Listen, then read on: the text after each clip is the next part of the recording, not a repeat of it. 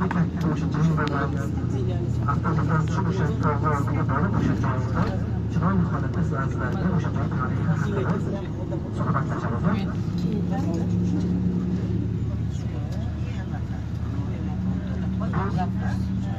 Rasul akram sallallohu alayhi vasallamning shaharlarida yuribmiz. Rasululloh muborak jasadlari o'rin topgan shaharda yuribmiz. Bu joyda kecha aytdik, ko'p qilib salovat aytishlik kerak. Rasulullohning huzuridan turibmiz.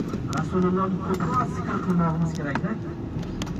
Ya'ni o'sha kecha aytganimizdek, sallallohu alayhi ya Rasululloh deyishlik, Rasulullohga salovat aytishlik. Salovatning foydasi, ya'ni Allah Taala Qur'oni azim sha'nga marhamat bilan aytadiki, Bismillahirrohmanirrohim. Innalloha va malaikatahu yusalluna alan nabiy ya ayyuhallazina amanu sallu alayhi va sallimu taslima. Oyatda Alloh Taala marhamat bilan aytadiki, hatto